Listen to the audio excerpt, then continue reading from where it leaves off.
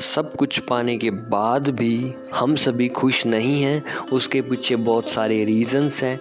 और आज की वीडियो में मैं आपको बताऊंगा कि कैसे आप इस चीज़ को सॉल्व कर सकते हो। तो आपने इसको अंत तक देखना है और समझना है।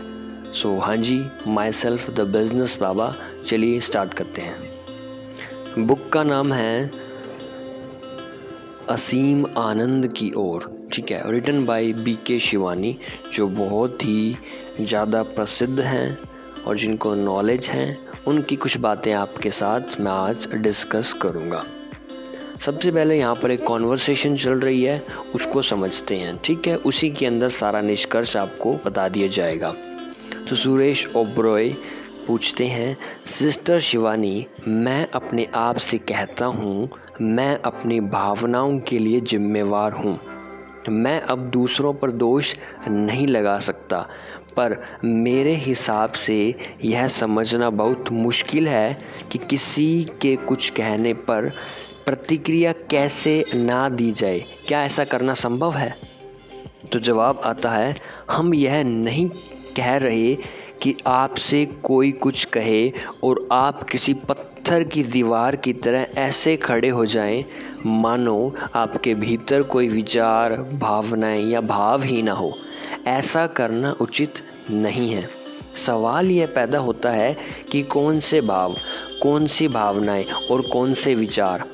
ऐसा नहीं कि हमें किसी तरह की प्रतिक्रिया या उत्तर ही नहीं देना चाहिए। दरअसल उस समय आपकी प्रतिक्रिया स्वचालित ना होकर, यानी कि आप बिना सोचे समझे जवाब दे रहे हो, ऐसा ना होना चाहिए, ठीक है। अब बहुत सोची समझी होनी चाहिए, यानी कि जब कोई सामने से बोले, चाहे वो अच्छा हो चाहे बुरा हो, तो बुरी परिस्थिति में हमने थोड़ा सा रुकना है, सोचना है, फिर जवाब देना है। इसको बोलते हैं रेस्पॉन्स देना। जो हम अभी तक करते आए हैं वो होते हैं रिएक्ट करना। तो हमने रिएक्ट नहीं करना आज के बाद, ठीक है।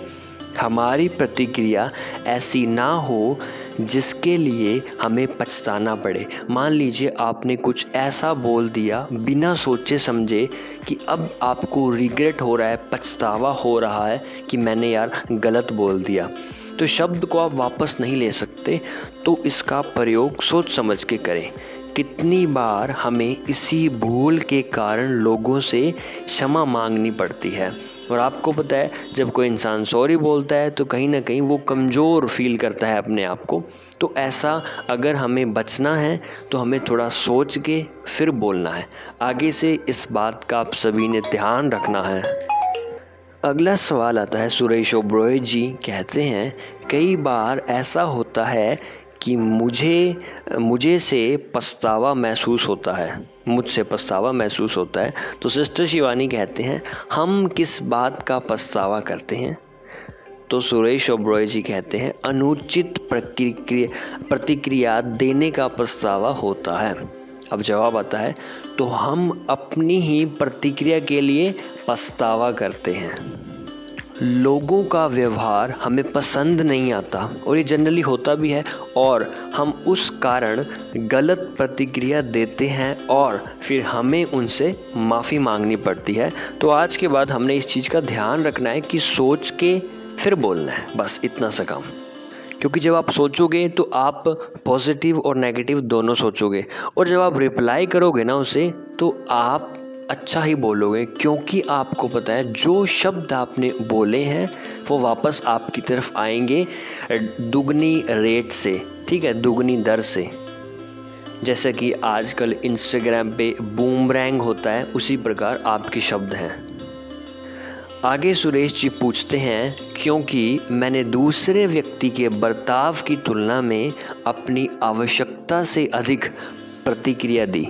तो सिस्टर शिवानी कहती हैं, आपकी प्रतिक्रिया कितनी तीव्र है, यानी कितनी तेज है, उससे अंतर नहीं पड़ता। आप जिस तरह से पेश आए, अभी बात आपको भीतर ही भीतर खाने लगती है, ठीक है। आपको अंदर से सता रही है कि मैंने क्या बोल दिया, ऐसा नहीं बोलना चाहिए था। सामान्यतः जो भी होता है हम उसे मापते हैं और आपके शब्दों में आवश्यकता से अधिक प्रतिक्रिया देते हैं। इसका अर्थ होगा कि हम हमेशा अपनी प्रतिक्रिया को दूसरे व्यक्तियों के व्यवहार के संदर्भ में मापते हैं, यानी उनको सामने रख के देखते हैं कि उसको मेरे शब्द कैसे लगेंगे। ठीक है, अगर कोई आप पर चिल्लाता है तो आप उस पर दुगनी तेज़ी से चिल्लाएंगे। क्यों? हम हमेशा इसे दूसरे लोगों के संदर्भ में देख रहे हैं, यानी कि हम कंपैरिजन किससे कर रहे हैं? जो बंदा सामने हमारे साथ बातचीत कर रहा है। हमारा व्यक्तित्व हमारा अपना ही होना चाहिए, हमारी प्रतिक्रिया हमारी अपनी ही होनी चाहिए, आपके बात करने का तरीका भी आपका ही होना चाहिए, यानी किसी और का नहीं होना चाहिए कि सामने वाला जैसा बोल रहा है आप भी वैसा बोल रहे हैं, तो आप दोनों में अंतर क्या होगा फिर? ठीक है, हम दोनों अलग अलग हैं तो अलग अलग रिस्पॉन्स आने चाहिए, आपकी भलाई वो दिखनी चाहिए। भले ही दूसरा व्यक्ति किसी भी तरीके से पेश क्यों ना आ रहा हो, अगर आप अपने हर मिलने वाले व्यक्ति के अनुसार ही अपने आप को बदलते रहे तो आपके पास ऐसा कुछ नहीं बचेगा जिसे आप अपना कह सकें, क्योंकि आप तो इस प्रकार से रंग चेंज कर रहे हो जैसे गिरगिट रंग चेंज करता है। ठीक है, तो सामने वाला जैसा है हम भी उसके जैसा बन रहे हैं आजकल, आज के दिनों में, तो हमें वैसा नहीं करना है। आपका जो अपना स्वरूप है, आपके अंदर जो अति पॉजिटिविटी है, उसी चीज़ को सामने रखना है। अब अगला सवाल आता है, सुरेश जी कहते हैं कोई आपसे हेलो नहीं कहना चाहता, वह आपके पास से निकल जाता है, आपको लगता है ठीक है, जब उसने हेलो नहीं कहा तो मैं क्यों कहूँ? तो सिस्टर शिवानी कहते हैं मान लेते हैं कि शिष्टाचार आपका गुण है, आप स्वाभाविक तौर पर सबसे बहुत ही स्नेह और मैत्रीपूर्ण भाव से मिलते हैं, यानी कि बहुत ही मेल जोल है आप सभी का, आपका गुण है, यह आपका स्वभाव है, यानी स्वयं का भाव है। तो आप एक बरामदे से निकल रहे हैं और आप मुझे बहुत स्नेह से गुड मॉर्निंग कहने ही वाले थे, पर मैं वहाँ से आपको अनदेखा कर निकल जाती हूँ। इस क्षण में मैं आपके प्रति उदासीनता दिखा रही हूँ, जिसकी कोई भी वजह हो सकती है, यह मेरा स्वभाव हो सकता है या फिर किसी घटना के कारण मेरी मानसिक अवस्था भी हो सकती है। हमें नहीं पता होता एक्चुअली में कि सामने वाले की मेंटल स्टेट उस समय पर कैसी है, क्योंकि जो वो बाहर से दिख रहा है हो सकता है कि वो अंदर से वैसा ना हो। ठीक है, हो सकता है कि मेरे अंदर इतना शिष्टाचार ही ना हो और मेरी वजह से आप अपनी खूबी भी छोड़ देते हैं।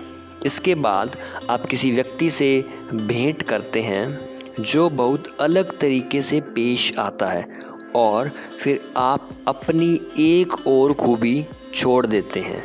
आप किसी ऐसे व्यक्ति से मिलते हैं जो आप पर चिल्लाता है, आप भी अपनी मधुरता का जो त्याग है वो कर देते हैं। हम अपनी खूबियों का त्याग करते हुए उनकी नकारात्मकता को अपने भीतर सोखते चले जाते हैं और ये सिलसिला यूं ही जारी रहता है। यानी हम ऐसा करते हैं कि सामने वाला जिस प्रकार से हमारे साथ बिहेव करता है हम भी उसी की तरह, बल्कि उससे दुगना या तिगुना रेट से उस पर बिहेव करते हैं उसी प्रकार से। और इसी कारण से हम अपनी जो खूबियां हैं, हमारे जो गुण हैं, संस्कार हैं, उन्हें लगातार भूलते जा रहे हैं। आगे बढ़ते हैं। सुरेश जी कहते हैं कोई व्यक्ति अपनी खूबियों या गुणों को कैसे बनाए रख सकता है? तो जवाब आता है बस हमें यह याद रखना होगा कि यह हमारा अपना व्यक्तित्व है, हमारी खुद की पर्सनैलिटी है।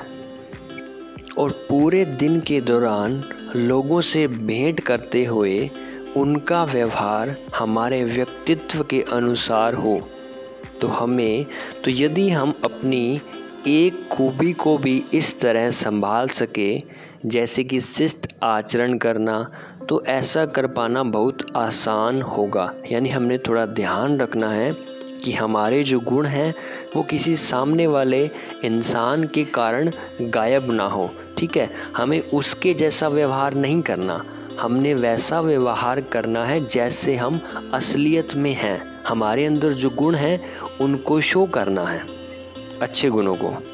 और जब आप अच्छे गुणों को धीरे धीरे शो करोगे तो आपको वो करने की हैबिट बन जाएगी, जिससे आपके जो बुरे गुण हैं वो ऑटोमेटिकली समाप्त हो जाएंगे।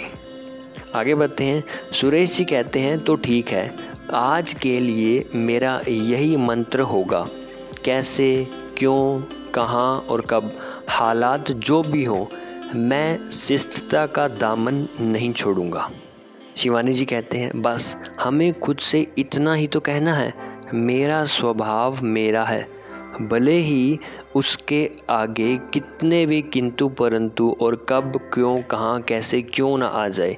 मेरा जो स्वभाव है यानी स्वयं का जो भाव है, मैं उसी प्रकार से बिहेव करूँगा। ठीक है, दूसरों की कॉपी नहीं करूँगा आज के बाद।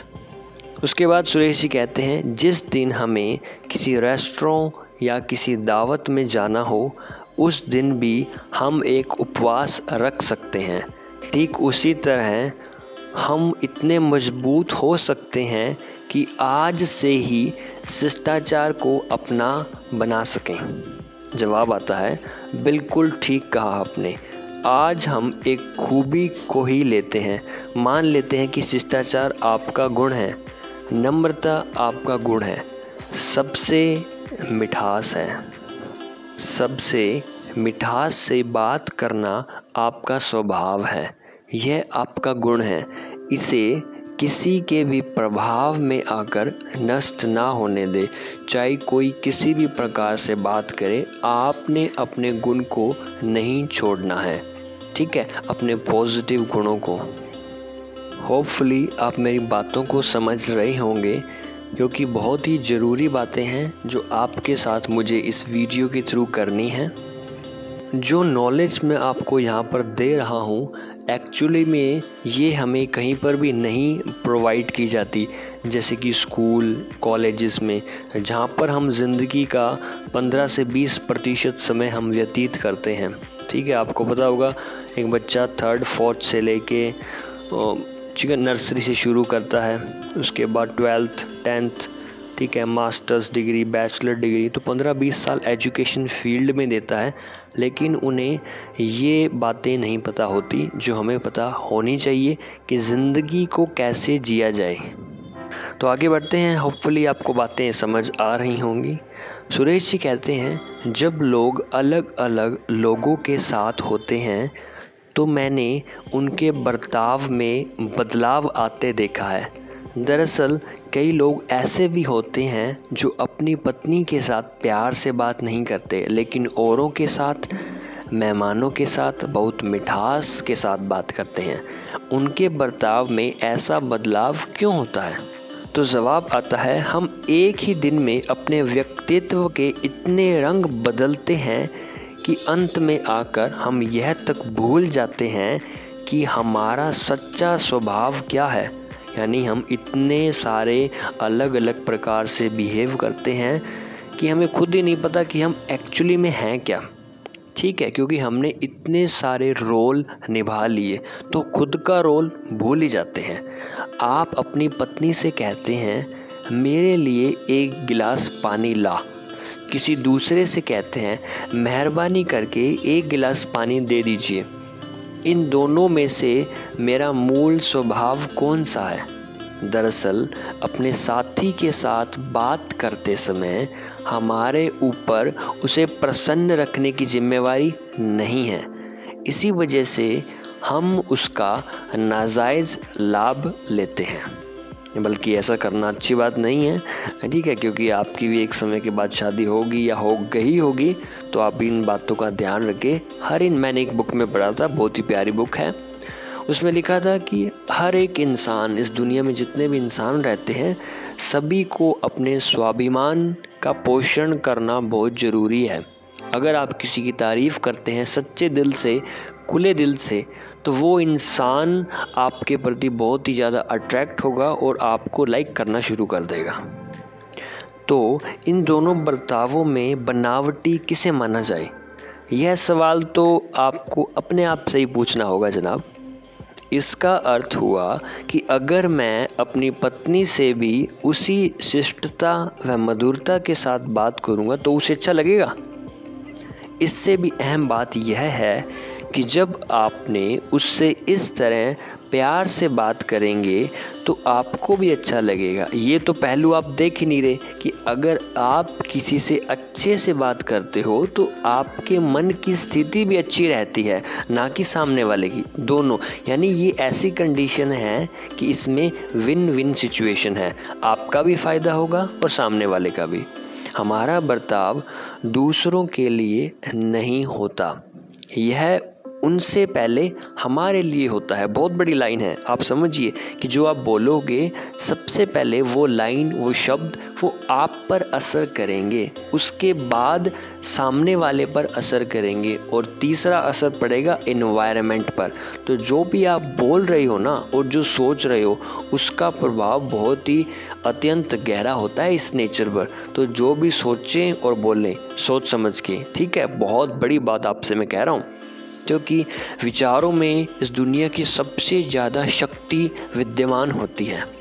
मैं आपसे इसलिए मधुरता से बात करूं ताकि मेरे मन को खुश रहे, मेरा मन खुश रहे, ना कि आपको खुश करने के लिए। जब भी आप किसी से बात करें तो अपने मन को बोल दें, चाहे सामने वाला अच्छे से बिहेव नहीं कर रहा, आपने सिर्फ एक लाइन बोलनी है, क्या, कि मैं आपसे अच्छे से बात करूंगा क्योंकि मैं अपने आप को खुश रखना चाहता हूं। ठीक है, जब आप ये लाइन अपने मन को बोलोगे तो आप अच्छा बिहेव भी करोगे और आपकी मन की स्थिति आपके कंट्रोल में रहेगी, आप इमोशनली इम्बैलेंस नहीं होगे। और लाइफ में बदतर से बदतर सिचुएशन आ जाए, आपका जो है सिस्टम वो डामाडोल नहीं होगा, आप उसमें स्टेबल रहोगे और आप उसे फेस करने की ताकत आप में आ जाएगी। सुरेश जी कहते हैं, बचपन से ही मैं अपनी बहनों, भाइयों, संबंधियों व अपने आसपास के लोगों को केवल बाहरी दुनिया के लिए ही कुछ ना कुछ करते देखता आया हूँ। शिवानी जी कहते हैं, यह अच्छी बात है, पर हम इसमें एक और कसौटी जोड़ दें। पहले हम अपने मन का ध्यान रखें और फिर दूसरों के लिए जो करते हुए खुद को अच्छा लगे वो करें। ठीक है, जो खुद को अच्छा ना लगे वो मत करें प्लीज़। ऐसे भी बहुत से लोग हैं जो दूसरों के लिए कुछ करते हैं और जब बदले में उन्हें कुछ नहीं मिलता तो वह अपना काम छोड़कर कहते हैं, मैंने उसके लिए कितना कुछ किया, मुझे तो बदले में कुछ नहीं मिला। तो क्या हम जो करते हैं हमें इसलिए करना है क्योंकि बदले में हमें कुछ पाना है? अगर आप इस प्रकार की सोच रखते हो तो आपकी ग्रोथ होना काफ़ी मुश्किल है। क्योंकि आप एक बात सोचिए, आप भगवान ने अगर आज आपको हम चेक करें तो कितना कुछ आप सभी को दिया है। ठीक है, जो बेसिक नीड्स होती है इंसान की, रोटी, कपड़ा, मकान, वो आप सभी के पास है, मैं ये मानता हूँ। तो आप कितने लकी पर्सन हो, आप ज़रा सोच कर देखिए दुनिया में कितने ऐसे लोग हैं जिनको ये भी सुविधाएं नहीं हैं। तो अपने आप को ग्रेटफुल मानते हुए लाइफ में आगे बढ़ें। आगे सुरेश जी कहते हैं, मान लेते हैं कि आपको बदले में आलोचना मिलती है, यानी आपको कोई भला बुरा कह देता है, तो ऐसे में आप क्या महसूस करेंगी?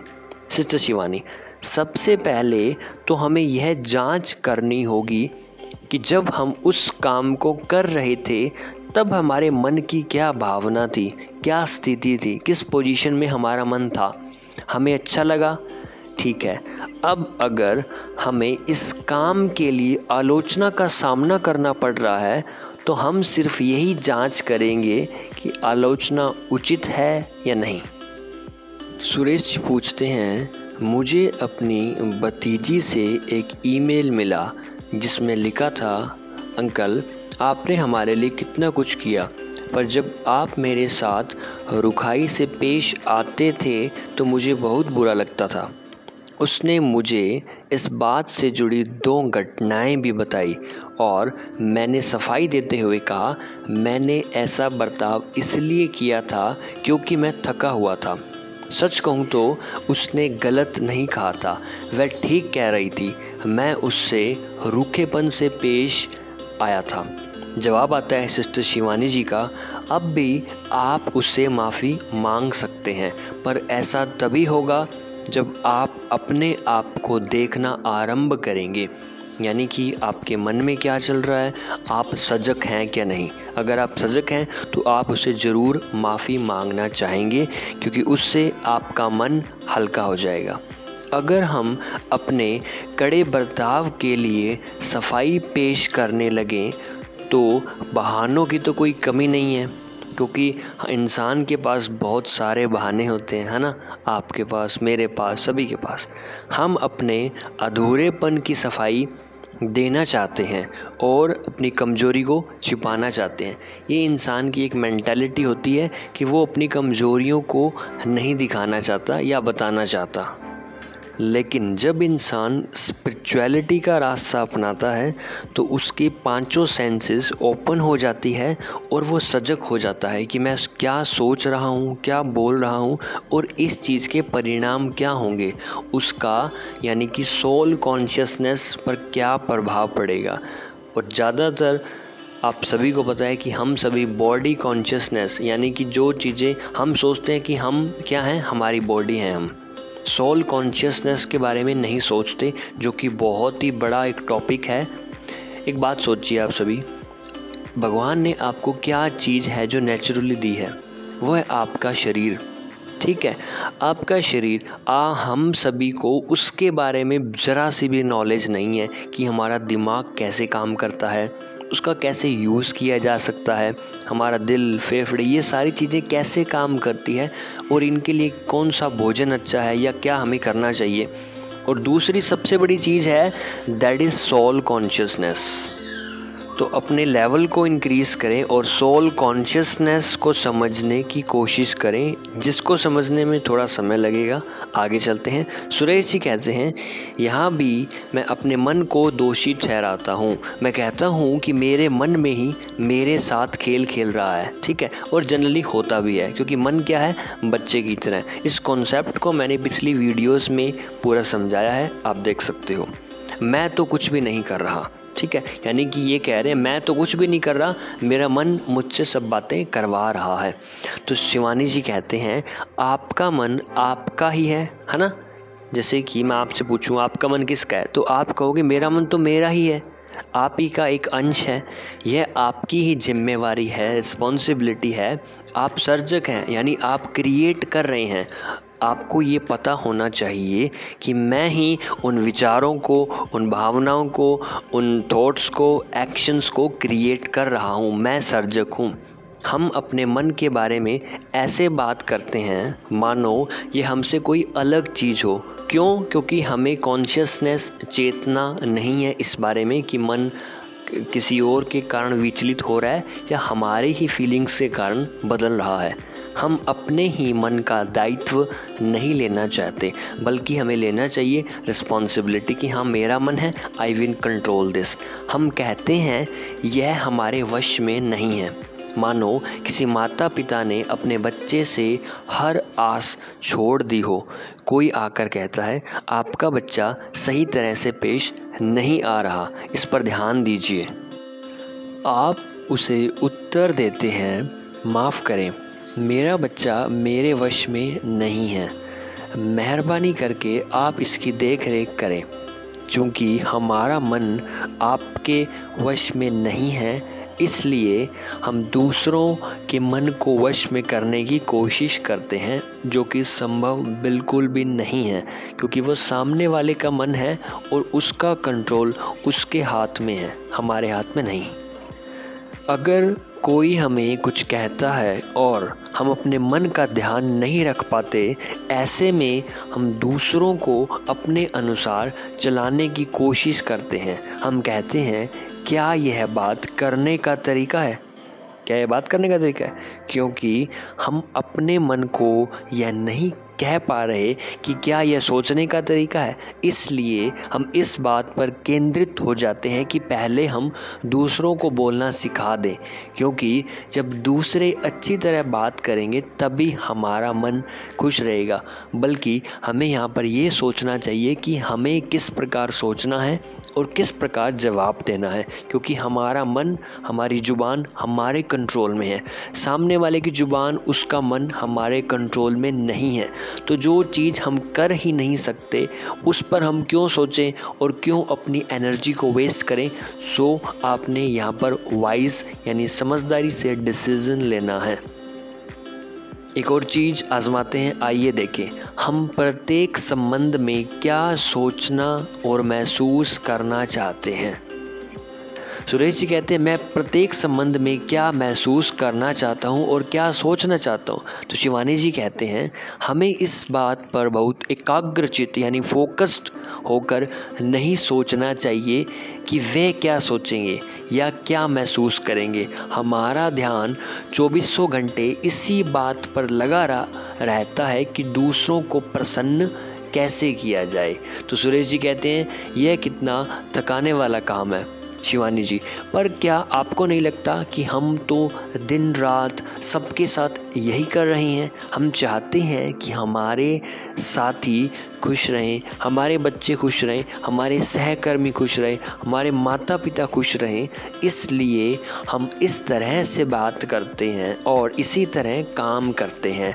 यह प्रयास बहुत भला है, मनोभाव है। हम चाहते हैं कि लोग हमसे प्रसन्न रहें, क्योंकि जब वे हमसे प्रसन्न होंगे तब ही हमें प्रसन्नता होगी। बल्कि एक ये गलत थिंकिंग है, हम डिपेंड हो गए हैं। बल्कि स्पिरिचुअलिटी हमें सिखाती है कि इंडिपेंडेंट बने, अपने ऊपर सब कुछ अपने पे डिपेंड रहे, है ना। इंडिपेंडेंट यानी इन यानी जो आपके अंदर है उस पर डिपेंड, ना कि आउट डिपेंडेंट।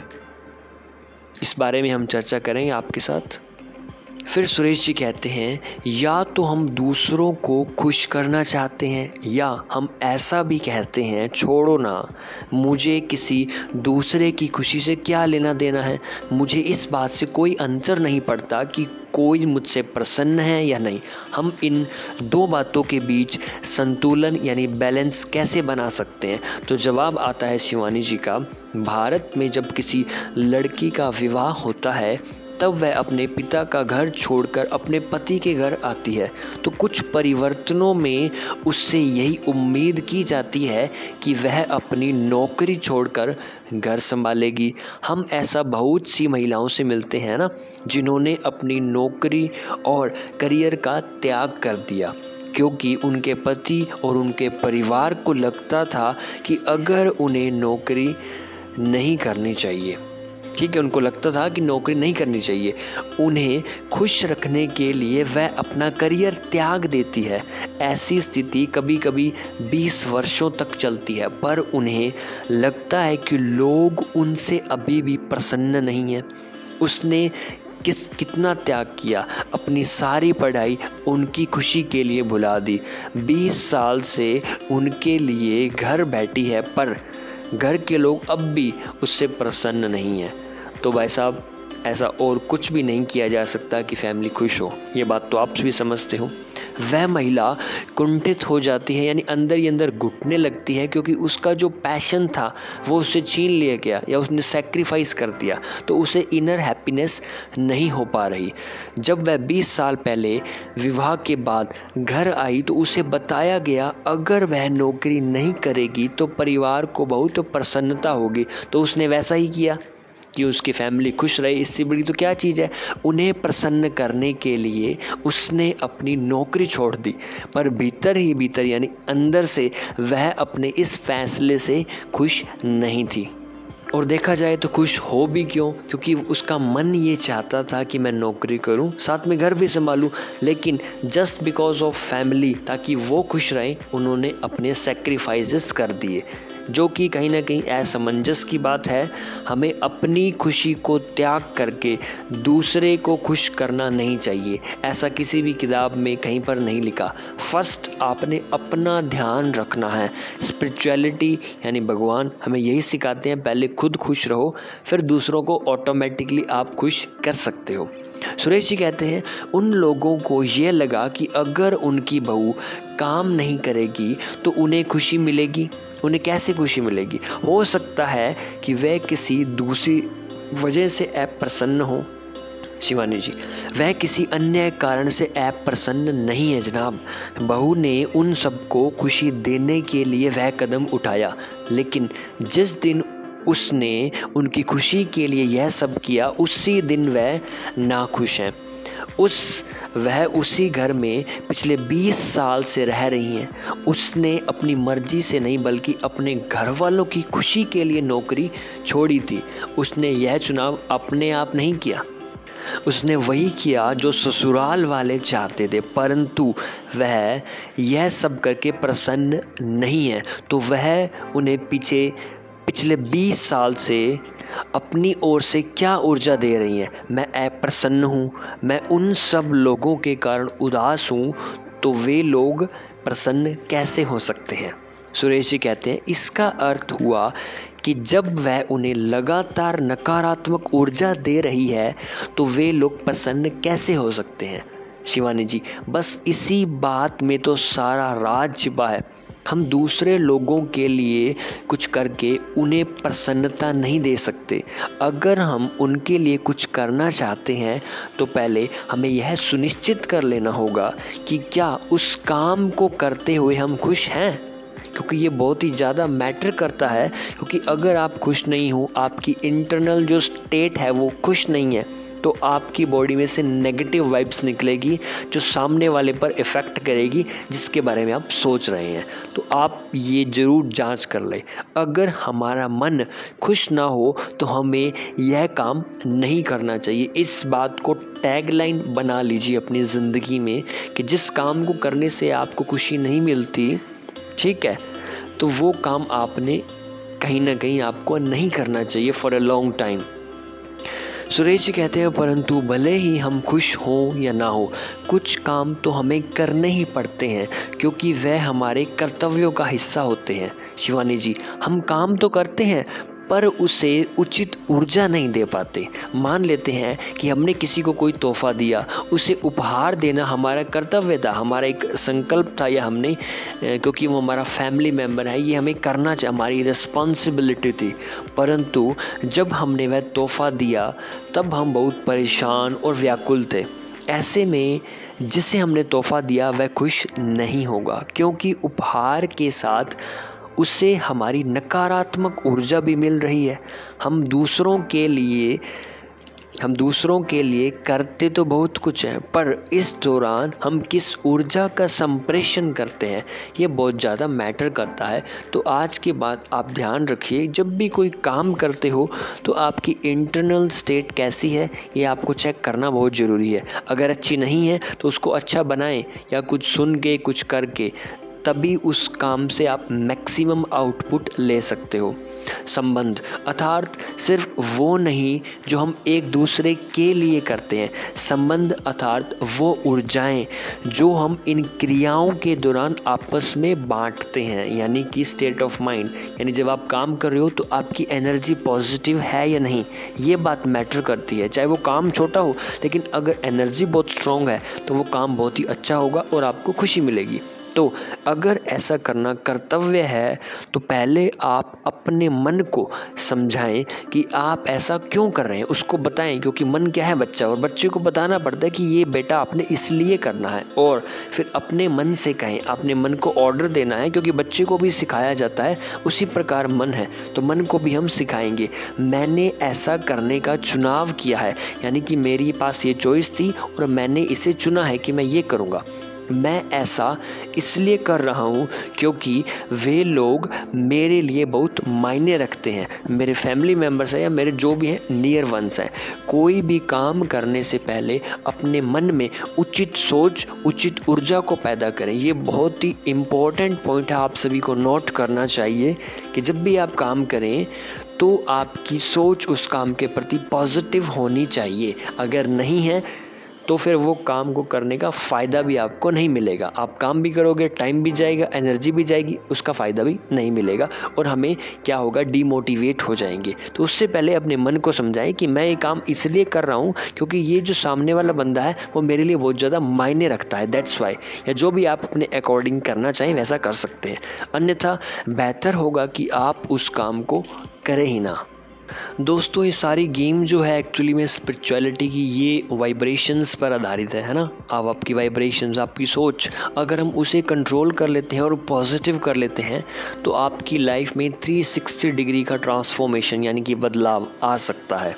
मानो या ना मानो, आज से पहले आप जो भी करते थे, अगर आज से ही, अभी से ही आप कुछ चेंजेस करोगे अपने डेली रूटीन में तो विद इन 1 या 2 मंथ के अंदर अंदर आपको रिजल्ट्स देखने को मिलेंगे और मेरे को तो आ रहे हैं। अगर आप भी करना चाहते हो तो सिंपल है, अप्लाई करो इन रूल्स को और अपनी लाइफ में बहुत बड़ा ट्रांसफॉर्मेशन देखो। ठीक है, आगे चलते हैं। सुरेश जी कहते हैं कर्तव्य शब्द का अर्थ क्या है? तो सिस्टर शिवानी कहते हैं जिम्मेवारी यानी कि रिस्पॉन्सिबिलिटी, कि मैं रिस्पॉन्सिबल हूँ। हम लोगों के बीच रह रहे हैं, आप सभी को पता है, आप भी मैं भी, अपने family, friends, relatives, community, everything, और उनकी हमसे कुछ अपेक्षाएं हो सकती है कि ये मेरे लिए ये करेगा, वो करेगा, फलाना दिखड़ा, एनीथिंग। वे हमें किस रूप में देखना चाहते हैं, हमें क्या करते वो देखना चाहते हैं। जैसे कि हमारी फैमिली हमसे चाहती है कि हमारा बेटा डॉक्टर बने, इंजीनियर बने, तो वो हमें डॉक्टर बनता देखना चाहते हैं। उस प्रकार हम इसे अपनी जिम्मेवारी समझते हैं कि यार हमें ये करना चाहिए, है ना। आपको भी लगता है, मेरे को भी लगता है सेम, और हमारी इच्छा है कि हम उन्हें खुशी दें, तो हम वो करते हैं कि चलो डॉक्टरी कर लेते हैं, इंजीनियरिंग कर लेते हैं, ताकि हमारे पेरेंट्स को खुशी मिले जो वे हमसे करवाना चाहते हैं। परंतु अगर हमने वह काम अपनी खुशी से ना किया, मान लो कि आप वो काम कर रहे हो, कोई स्टडी कर रहे हो, आप खुश नहीं हो, तो हमें मन चाहे नतीजे नहीं मिल सकते। यानी कि हम काम तो कर रहे हैं कि भाई सामने वाला खुश हो, लेकिन आपका मन उसमें नहीं लग रहा। सामने वाला चाहता है लेकिन आप नहीं चाहते, तो आपका मन नहीं लगेगा, जिससे क्या होगा कि आपको जो रिज़ल्ट चाहिए वो रिज़ल्ट आपको नहीं मिलेगा। इसके अलावा यह भी होगा क्योंकि वह काम हम उनके लिए कर रहे हैं, बहुत जल्द हम भी उनसे अपेक्षा करने लगेंगे कि वे भी हमारे लिए कुछ करें। यानी कि हमने आपके लिए ये किया तो आप भी हमारे लिए ये करो। तो ये जो फीलिंग होती है, ये कंडीशनल फीलिंग, ये आपको बहुत ही ज़्यादा नेगेटिव परिणाम देगी, जो आपको बहुत ही ज़्यादा इमोशनली इम्बैलेंस कर देगी। तो ऐसा मत करिएगा प्लीज़।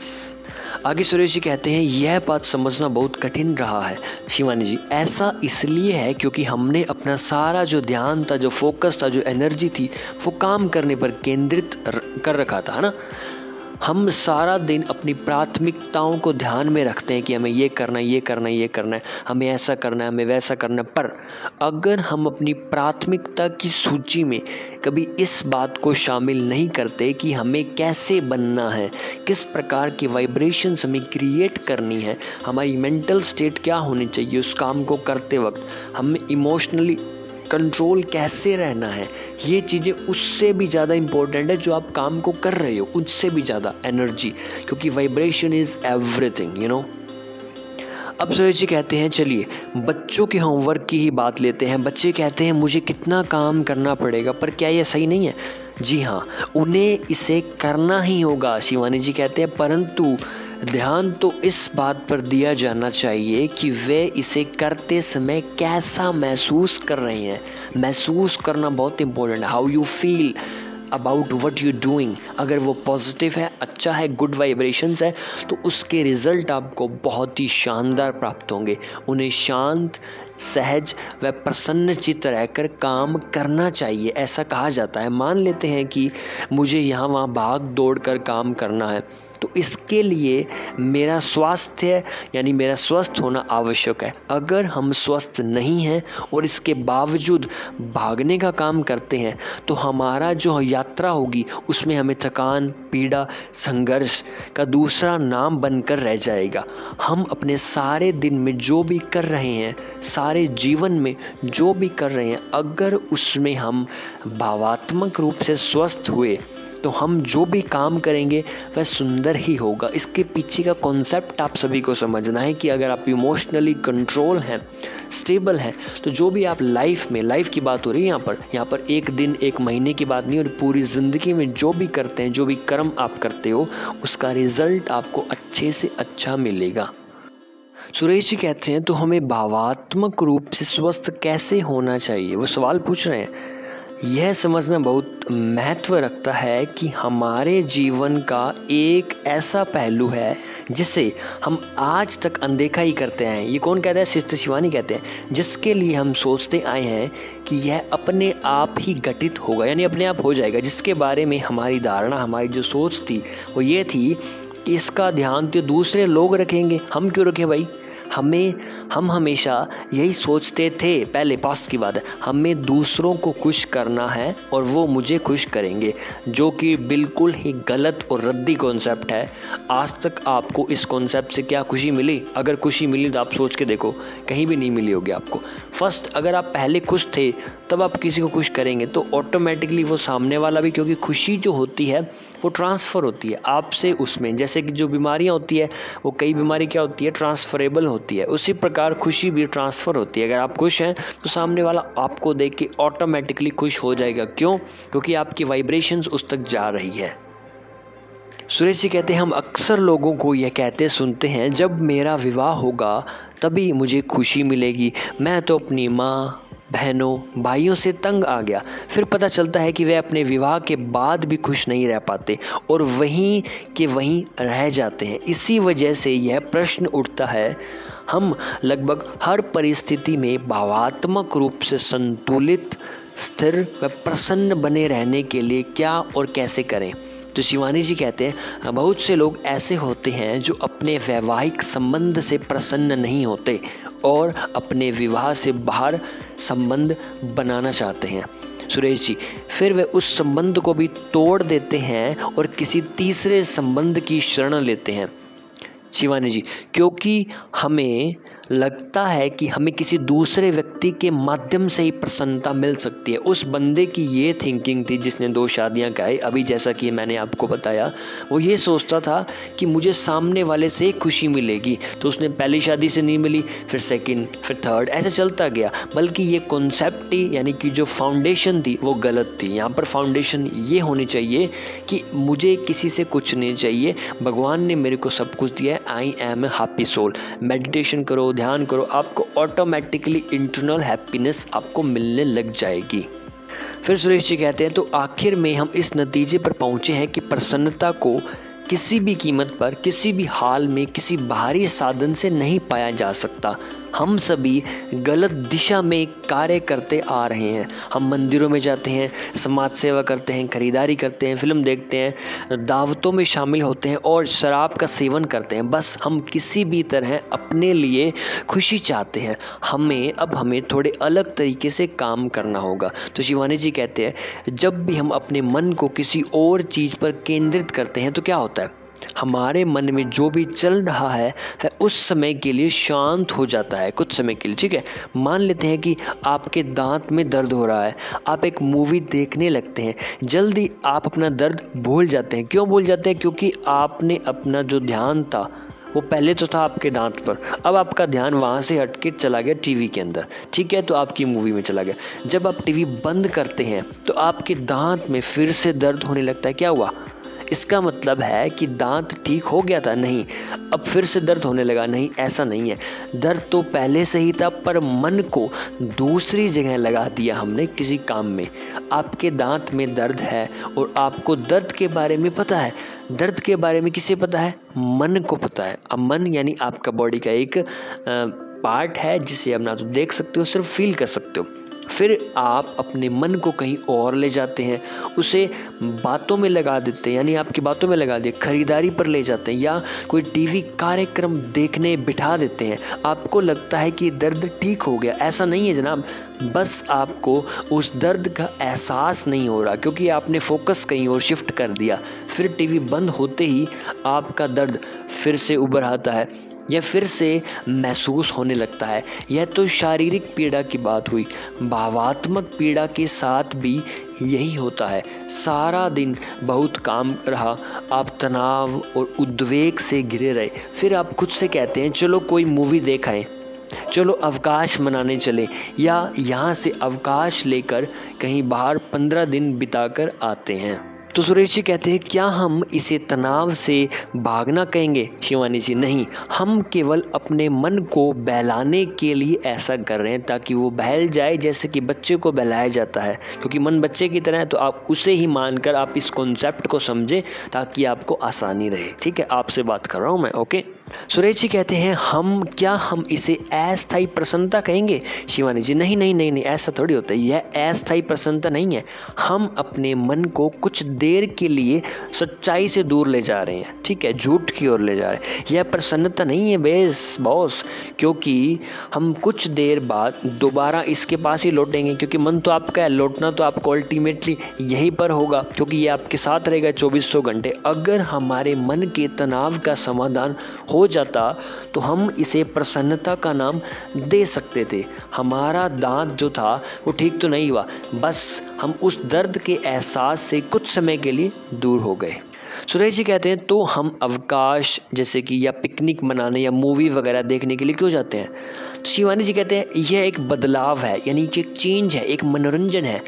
यहाँ हमें हमारी दिनचर्या से थोड़ा अलग ले जाते हैं, इसलिए अच्छा लगता है, क्योंकि आप जो डेली चीज़ें कर रहे हो, अगर आप हटके कोई नई चीज़ करते हो तो आप कभी नोटिस करना, आपने जो काम पहले नहीं किया अगर आप उसे अभी करते हो या कभी भी करोगे तो आपको थोड़ा अच्छा फील होता है।